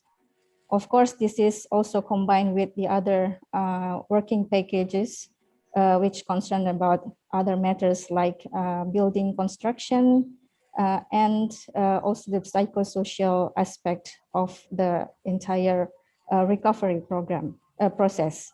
So to this end, I would like to return my talk to Dr. Priti. Thank you very much for your attention. Thank you very much, Ella. And what I wanted to do close discussion on this work package is to go a little bit into the methodology and approach we're going to use. So we're going to use mixed methods, and this is important with water sanitation because it is not just about the physical infrastructure, but we also want to understand and learn about perceptions and interactions and use of this infrastructure. So COVID permitting, and we are looking at COVID secure ways of conducting fieldwork. But what we'd like to do is do an observational transit walk, where as a team, we would collectively walk around the schools, both for our colleagues to understand the physical kind of integrity of buildings, but also to look very carefully at the water and sanitation facilities. So to give an example with sanitation facilities or toilets, we'd be looking at things such as segregation of toilets, lighting, whether the door handles work, whether the toilets are well ventilated, all those little issues which has a huge impact in daily life. For example, in water source, we look at issues around where are those water sources, how clean is the environment, is there potential for spread of disease. Combined with that, we would like to jointly conduct focus group discussions with teachers, parents, and students to understand what their day-to-day challenges and barriers are around water sanitation facilities, whether it's in the schools, whether it's in the homes. And we also want to do a priority mapping exercise to understand what are the top needs, aspirations, and priorities of various groups, just to make sure that our joint intervention is aligned with their needs. We would also like to conduct stakeholder interviews with contractors, NGOs, people who are people like a lot of you have joined us today, who are very actively involved in delivery of infrastructure, to understand what are the challenges you face, what do you think are the opportunities for scaling up WASH interventions, are there any kind of challenges around practices and standards that we need to consider. And we will then combine this with a more quantitative element jointly with work package 1, where we will conduct household surveys to better understand conditions around water sanitation. And those would be more questions around the level of access to those services rather than perceptions. So as you can see, this work package not only cuts across other work packages, but it also integrates mixed methods and a range of tools that we will use to make sure that water sanitation intervention is part of the integrated intervention package. And I would like to draw a close.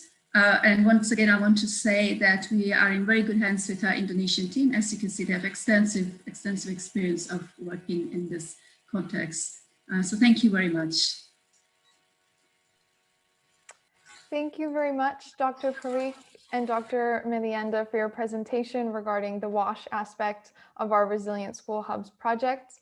We will now hear from the leading investigators concerning Work Package 3, which focuses on infrastructural resilient recovery, led by Dr. Carmine Galasso, Professor Tiziana Rosetto, Dr. Sukiman Nurdin, and Dr. Yunita Idris. I welcome you to please share your slides and unmute your microphone. Hello everybody. Thanks a lot, Emily. I'm Dr. Carmine Galasso. I'm one of the co-lead of Work Package 3. I'm sharing this presentation with Dr. Sukiman Nurdin from Tadulako University, Dr. Yunita Idris from TDMRC, and my colleague, Professor Tiziana Rosetto at UCL. Sukiman, if you want to start, please. Okay. If you can thank you, Dr. Carmine. I will start first for all of my colleagues. Bismillahirrahmanirrahim. good morning in UK and good evening for Indonesian who attends this meeting. Assalamualaikum warahmatullahi wabarakatuh. Your Excellence, the principal of this research, Prof. Helena Jove, and Rector and Vice Rector of Tadulako University and Shia Kuala University, and Dean of Tadulako and Shia Kuala University, and especially the Honorable of David Price, Vice Provost of Research in UCL, and they are our college and who participates as co-investigator and alternates who participated in this meeting. Okay, in our chapter 3, work package 3 will be focused in infrastructure resilient recovery. This collaboration with my colleagues from UCL, Dr. Carmen Galasso and Prof. Ciciana Roseto, and Dr. Yunita from UNSIA, and myself from Tadulako University. Okay, as we have to know, before we intend to elaborate and to go through to the research, I want to speak about the story or overview of how school condition been built before earthquake in Indonesia. First of all, as we know, there was 2,336 school buildings have been affected or destroyed or unsafe across Donggala, Palu, and Sigi. There was a huge number of the school buildings who affected by the 2018 of the earthquake. About 10% of the children's side were afraid to go to school since the earthquake and tsunami, and 50% of parents didn't want to send their children to school after the disaster. So household with children not attending school reported that main reason was the school had been damaged or destroyed, about 30%, or was no longer safe, about 23%. This research was did by Net Assessment, JNR, yeah, and was reported on December 2008. Okay, next slide. You can move by yourself. Okay, okay. Be able to control the slide, yeah. Okay, thank you.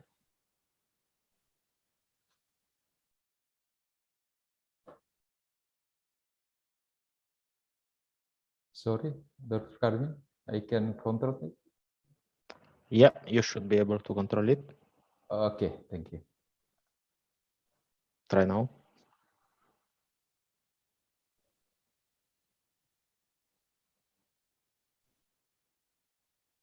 I can move to the next slide. Okay, you can move the slide. Thank you. Yeah, no problem. Yes, sometimes problem.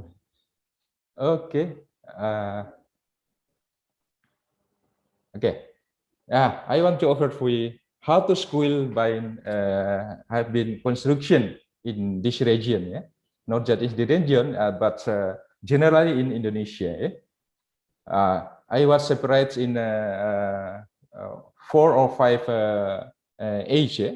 First of all, in 1960s to 1970s, approximately 60% of Indonesian schools are constructed in massive presidential infrastructures. We cite IMPRES, yeah, in Indonesia. This program funded by full by the central government. Understanding of building codes and Hajar was low and corruption rampant, leading to poor site selection and construction quality. This time was massive time of Indonesian government build the school, especially in rural area. Okay. Then, and secondly, I was separated in 1919 to 20,000.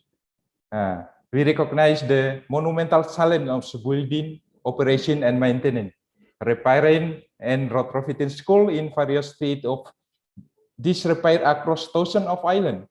The government decentralized. Yeah. In the festival they centralized, and now in 19 to 20s, they decentralized education management down to the community level. So we usually cite BOS, central government establish a block grant called the School Operation Fund. We cite BOS. With support from the World Bank, by the World Bank, that's mean World Bank give Indonesia budget to boiler school with the name of BOS, allowing school, manage and committee to directly receive and manage funding provided by the national government. So the building in this era built by the names of committee. Who's the committee? Committee is the group of the people who still have a connection with the school, like the parents of the student and the people around of the school who can join to the committee. As a block grant, the funding was flexible and allowed the committee to spend money as they saw fit. Okay, and this system was intended to allow the school committee to operate as the school implement unit. Okay, next slide. Okay. Then, furthermore, in 2000s, after learning that 70% of 250,000 schools in Indonesia are in disaster risk area, the government launched the new program in this 20s, especially to increase technical assistance for disaster risk education. They also adopt regulation to increase the hazard resistance of school infrastructure. Even though the government know about some of the problems with school building, they didn't know specific. The Ministry of Education and Culture contracted a private company to determine the extent of damage and disrepair of Indonesian school building. After a year of surveys, the government learned that one-third of the total school, more than 89,000, fell into heavily damaged and medium damaged category. That's the result of the 2000s, did by the consultant. In 2011, the Minister of Finance changed the existing special allocation fund, we cite DAC, to help maintain education building. They drastically increased the portion of the budget allotted to physical expenditure and allocated funds according to damage level and student enrollment. School management committees can use this fund to build a school or repair existing one as they see fit. Okay. Next slide.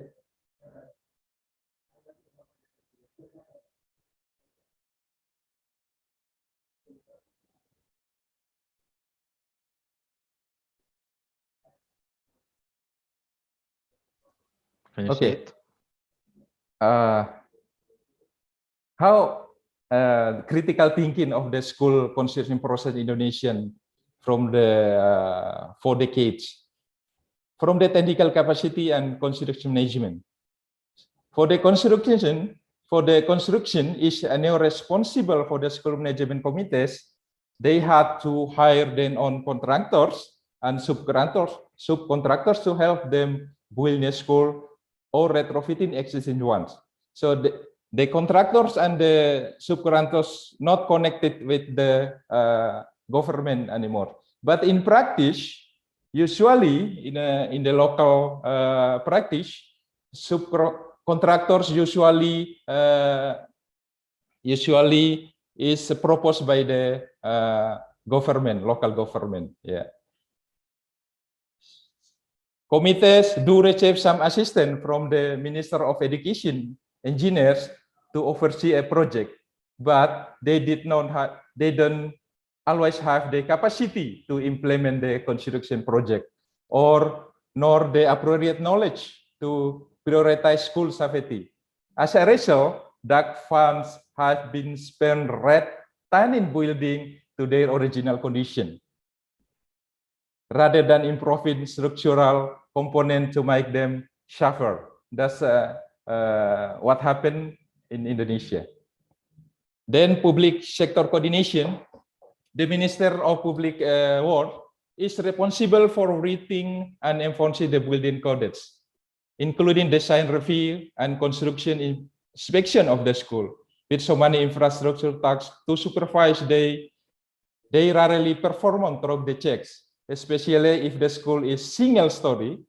In addition, public works officials rotate between departments to reduce corruption, but with the fast turnover rate, officials rarely develop sufficient experience for thoroughly overseeing school project. Under the current DAC fund, the responsibility to finance the supervision of school project rests on local government. That's the problem. Because the local government finance supervision, its unique local political, economic, and influence the construction cost, potentially compromising quality assurance and safety. And usually the contractors chosen by the local government in practice, not by the committee actually. Noting these funding and capacity issues, the Minister of Education provides a special portion of money for quality supervision for each school. Currently, this fund is only applicable for school construction directly financed by the Minister of Education, and not for construction cushioned for the DAC fund. That's a little bit difficulty of the committee as well. Okay, next.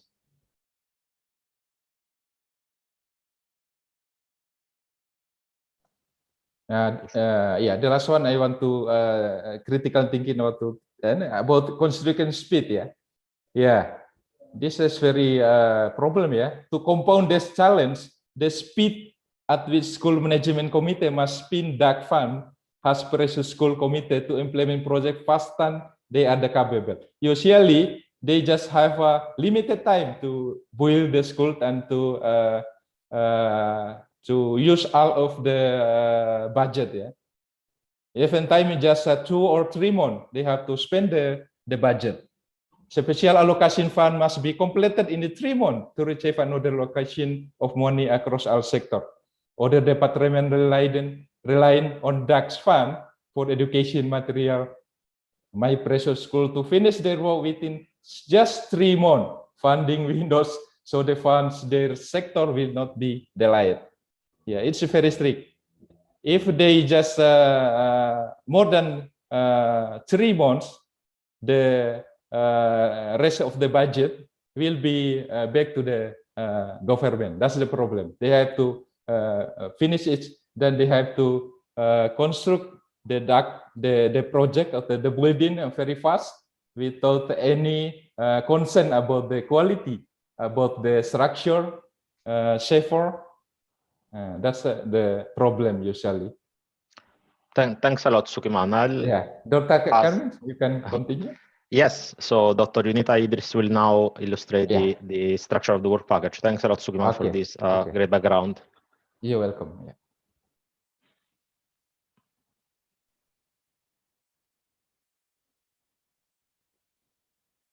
Yunita, if you can unmute yourself.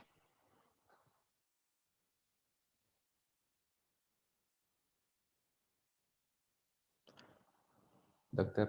Yunita.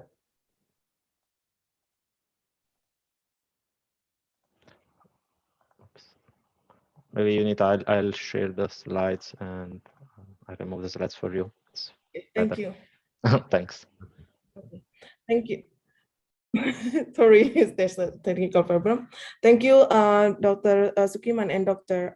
Carmines Galasso for giving me a time for a briefly explanation about what we will going to do with work package 3. So mainly there are 2 tasks for the work package 3 about the investigating exposure characteristic and physical vulnerability modeling of school infrastructure in Palu or maybe in Central Sulawesi, and then And then we're going to have the next task, which is about the investigating resilience and improving physical solution that involve an activities of assessment of typical vulnerability and vulnerability reduction measure of each structure. I think I need the next one. So start with, we're going to have develop the school typology and the damage. Then that we have from the preliminary survey that had been done by TDMRC and EVIT in 2018. And then we found that there are two main typologies for school building, which are confined masonry for the single-story building, and then reinforced concrete structures for the school building that have like more than a single-story building. And we also developed, so I just jump up to the school distribution map, and then we also develop the school typology, and then we developed the school damage distribution into two different so for every location, we will have three different map for the school damage distribution for elementary school, for junior high school, and for senior high school. And the map of the school damage include the information of the level of the building's story and also the level of damage. And most of the data that we taken from the BNPB. And also from the based on the preliminary survey, we also identify the typical damage of each typical construction, which can be like conclude for the out of plane of the confined masonry structures that cause the decreasing capacity of the wall to carry the load, then followed by the roof collapse. And also for the in-plane failure that cause cracks that going through the spandrel and the tie columns, which could cause.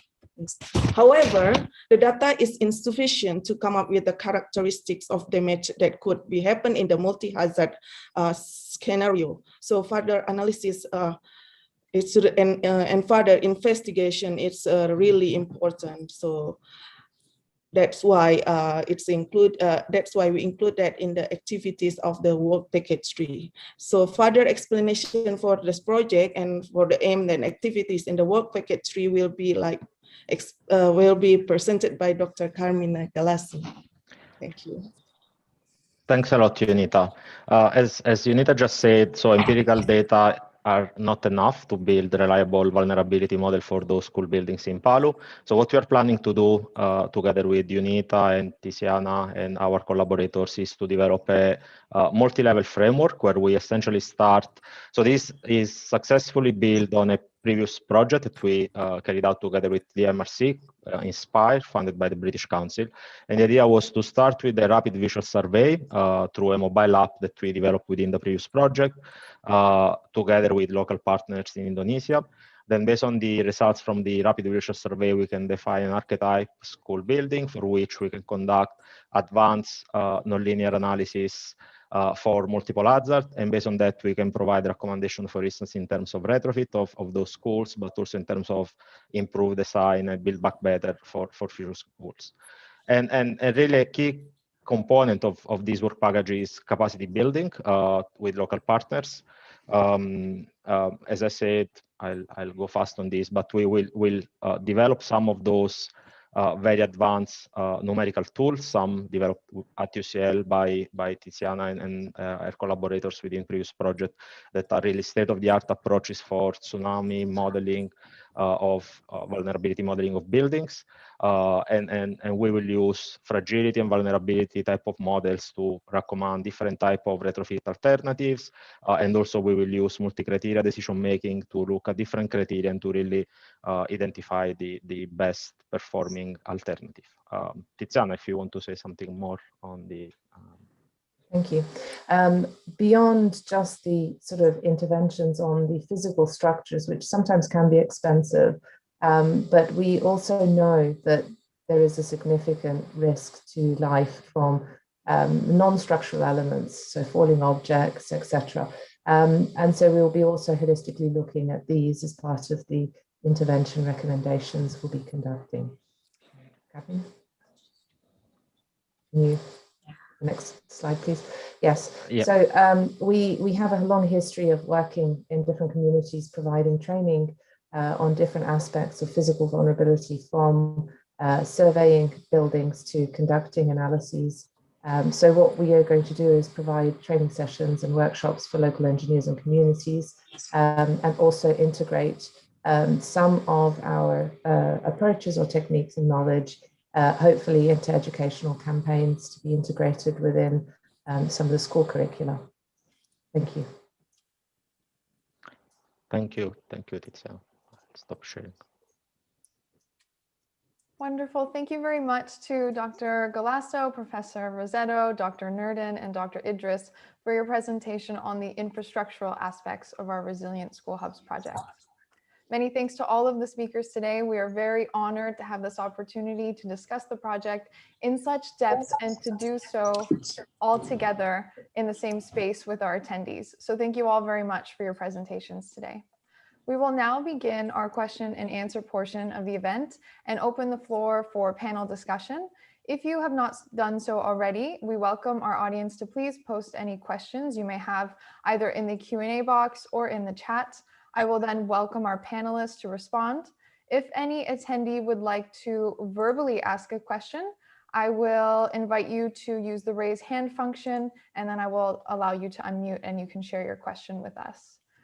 To start us off, we have already had one question in the chat box, and it is for our Work Package 2 team concerning WASH. So the question is, for the WASH facility, what is the best ratio between people and the sanitation facilities in normal conditions and in the context of disaster affected areas? So I welcome Work Package 2 if you want to provide an answer there. Do you want to kickstart with guidelines and standards, and then I can add if needed? I answer that? Yes, okay. Thank you for the question from Pak Ngadirin. Sorry, I need to. Okay. Yeah, so the question related to the ratio of WASH facilities in schools. Of course, we haven't, this is actually our own personal question to start with, because we haven't had any idea about the standard of the WASH infrastructure in general, yeah, not necessarily only the toilets or the hardware infrastructure, one part of the infrastructure of WASH. But we realized there should be a big gap just by looking at toilet ratio. So it should be around 120 in our thoughts about the ratio of the toilets for schools. And if we compare it to the Indonesian standard for factories, for example, the ratio for female toilets is 1 to 24, and for female is 1 to 40.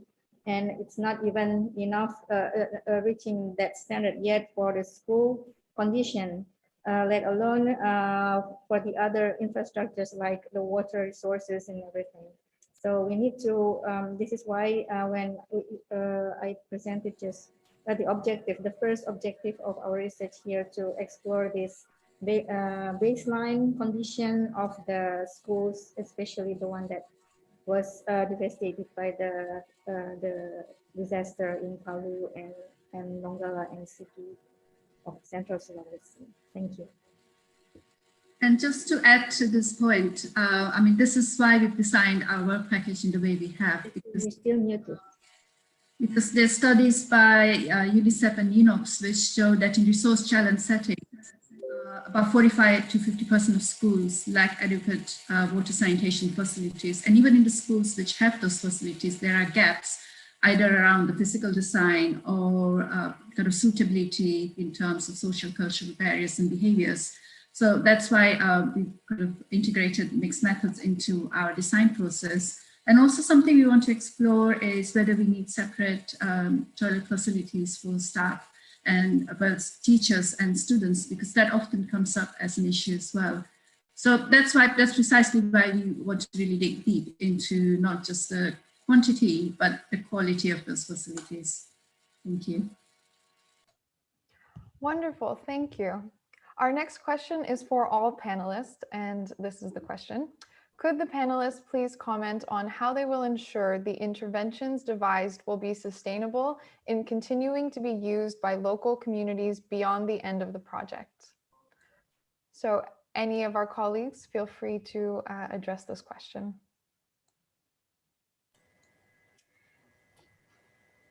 I will. Yeah, maybe I could start and then I'm sure others might want to add to that. Yes, that's always the issue of long-term change. And so when our measures, we would hope we'd do sort of a survey before our at baseline and then a survey after the intervention we'd implemented, and hopefully continue to survey over a number of years. So that gives us a gauge of whether they continue to be effective, but it doesn't tell us actually how to push for that to be effective. And we do use, certainly on the side of the psychosocial intervention, we use a lot of the principles of behavior change and risk perception to ensure that there is long-term change. But this is a crucial point, and obviously the people from the more infrastructural side would answer that in a different way. So it would be good to hear from some of them.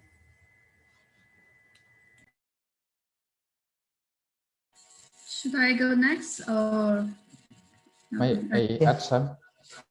Okay, please, Dr. Sukiman, please go ahead. Okay, in our package 3, I think we have to find out the best practice to how to build the new school in this region actually, and what the best practice we have to propose, and the best practice to build the school, how build back better, build back safer can be practiced in here. So we have to find out the best practice to propose to the central government and the local government, and hopefully it will be implemented in the next future, how the government build the school in this region. That's it for my addition. Dr. Parikh, would you still like to add? I want to check first if Ella wanted to add something before I do. No, you go ahead, Priti. Thank you. Thank you. So I think the key challenge with water sanitation is not just about building the infrastructure, but the operation and maintenance of the infrastructure, which is where we see a lot of failure. So in terms of thinking about sustainable resilient recovery, what we want to do is work very closely with our local partners to make sure that there is kind of training, there's an understanding of how to maintain those facilities. So that's built into our capacity building exercise. Also, what we want to build in there is training on hygiene, because you can provide access to clean water, but then you need kind of an awareness of hygiene and practices around hand washing. I mean, in a way, COVID has really brought that to the forefront, that we need good hygiene practices, right? So, so a big arm of all the work packages and throughout this project is therefore capacity building of various aspects. Thank you. Thank you very much. So we have a few questions in the chat that are all really asking how we can ensure that we are taking a collaborative, integrated approach between the psychosocial, the WASH, and the infrastructural. So I will invite any one of our work package leads to maybe in a minute simply explain how we're working collaboratively together to make sure that this is a holistic, resilient project. If you'd like, I could start. So this has been, historically, we've worked more alongside one another as engineers and psychologists. And in this particular project, we feel very sure that we're going to work in a more collaborative way. And we've already set that in motion, certainly in terms of work package 1 and work package 2. Some of what Okta showed you, where we've worked on a paper and produced a paper where we show that WASH and psychosocial needs are not currently appearing or being used in the regional Safer School guidelines. So we've worked very closely on that. And a further issue that we've worked on a paper and we worked very closely on is the gender issues, because from the psychosocial angle, you're talking about dignity and the kind of emotions that we as psychologists are used to dealing with, but that is very tied into the WASH aspects that Ella and Priti have talked about. So the link to the work package 3, maybe one of the work package 3 people could address. Thank you.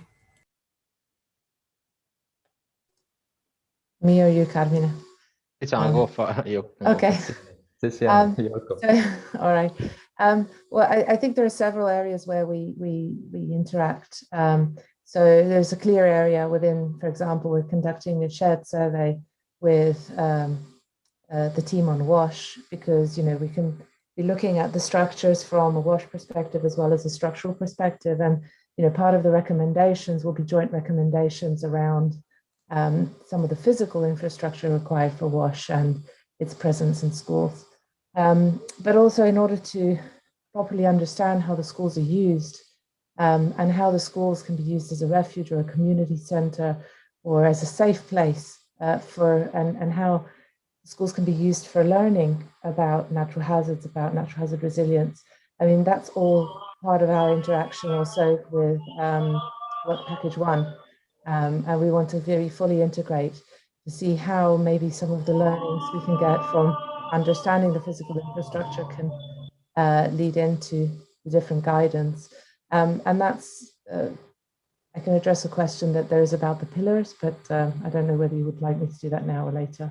That's exactly my next question, so please feel free. Okay, so I think the pillars of the comprehensive school safety framework, set out sort of this interaction actually between what we see as our 3 work packages, with the 4th pillar being the one of the psychosocial aspects, very well, in the sense, you need to have safe learning facilities, and that's directly with our objectives in work package 3, assessing the new schools being built, and that's, I think, one of the novelties, as well as what is there already, and suggesting appropriate retrofits, but also in risk reduction and resilience education and school disaster management. Well, schools are often seen as a refuge, often seen as a place to evacuate to, and have a role within the aftermath of disasters. And so if we can provide the safe schools, then they can also act as points of resilience or points of let's say, community resilience afterwards. But also in the case of tsunami, there's a lot of discussion around, well, what happens? Should we evacuate the school? Should we not evacuate the school? We hope to be able to provide some of the answers regarding that. So, can the school safely be used as an evacuation center also, or not? And should it be? And should certain schools be designated as evacuation centers also? So I think there are a number of interacting areas where I think this interdisciplinary approach really has a massive value. I don't know if anyone wants to add. No, just quick. I mean, if regarding the comprehensive framework for safer schools, if you remember in the nice flowchart that summarized the 3 pillars, there is also the overlapping area, which is the multi-hazard. And so that's definitely something that we are planning to address here, looking, for instance, at ground shaking, followed by tsunami, followed by liquefaction, for instance. And an interesting one is also definitely, well, as Tiziana said, we are very well focused on the pillar 1, which is the safer building. But for instance, the second pillar around the, for instance, continuing education during even disaster. One of the idea, for instance, in this design of retrofit retrofitting alternative is to consider, for instance, kind of resilience-based type of damage states. So because we want to make sure that it's not just life safety that is prioritized in intervention, but it's also, for instance, the operational limit state of the schools. So really, I think we are trying our best to integrate all three. Definitely the third one, again, as Tiziana showed, through capacity building and education campaign is very well, I guess is very well represented by work package 3 as well. But definitely multi-hazard aspect, I think, is something that we are bringing possibly as a big novel contribution as well to the discussion going on school safety. Thanks. Thank you. I have what's essentially a yes or no question for work package 3. Will there be damage assessment for bridges, roads, or dams? No, we are looking at schools only and interdependencies between school buildings, but not between school, which is very important, of course, within the timeline of the project and the funding, we need to reduce the scope, but that's definitely very interesting as well. You know, what is the interdependency between, for instance, road and bridges and transport infrastructure in schools? Because the school may be safe, but then maybe the transport infrastructure that serve those schools may not be safe. That's an important problem. Unfortunately, given the scope and the budget and time of the project, we are not looking at that in this project, but that's definitely something to for future opportunities. Thanks. Wonderful, thank you. And for our last question, we have somebody asking about the rationale behind why we have chosen to work with 11 to 14-year-old children. They point out that usually there are different methods that need to be involved in working with such an age group.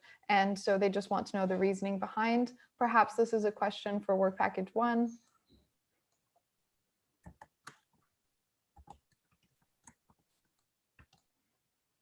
Yes, I can answer that, and I think in some ways it's a question for work package 1 and 2 together, because it was our thinking very much that 11 to 14-year-olds would be very concerned, particularly the girls would be very concerned about wash issues, and would be quite impaired in returning to school with the mixture of destruction of toilets, etc., as well as that being an age where many girls might potentially drop out of school.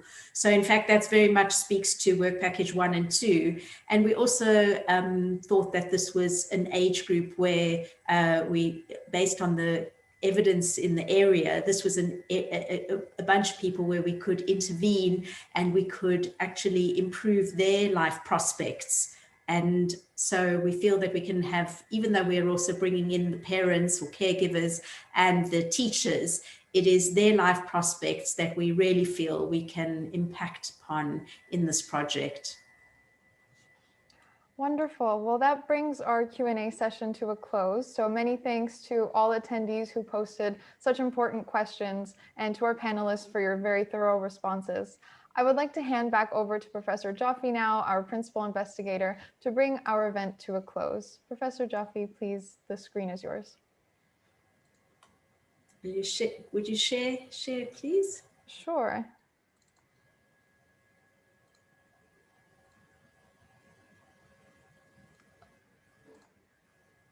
Sorry, my screen is frozen at the moment, just waiting for it to open. Oh, I see. Okay, got it.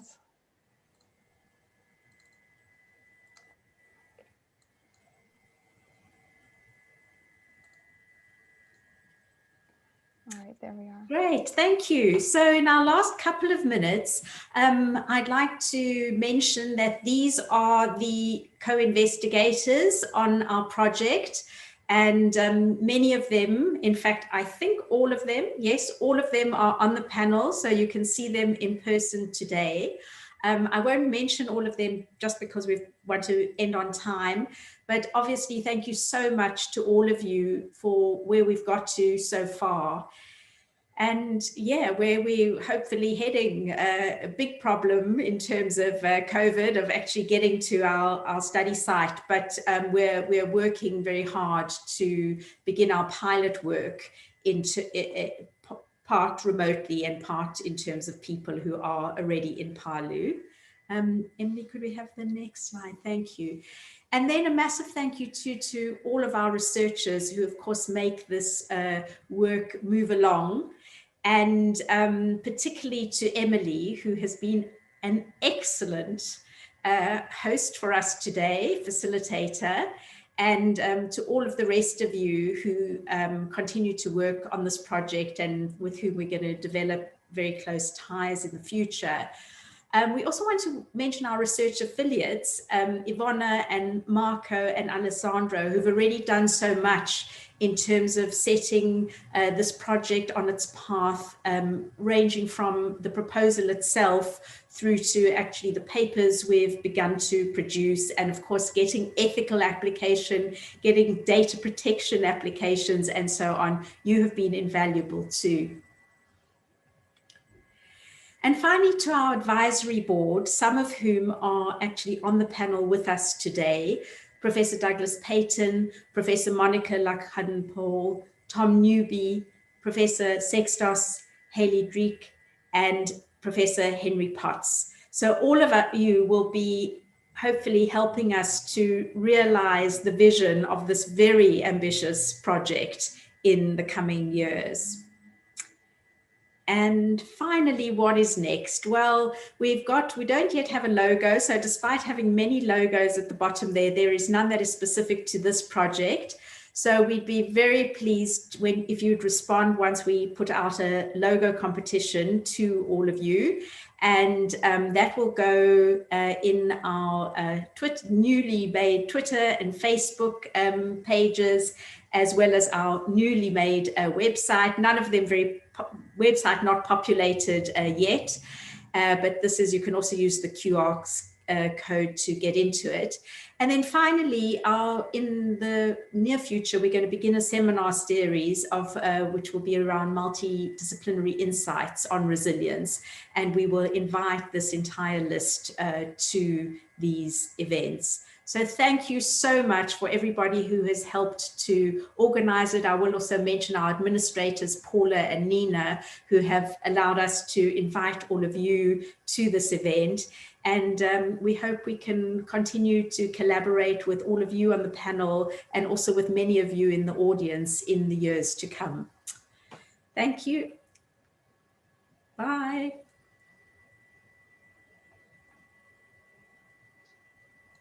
Bye, everybody. Thank you for coming.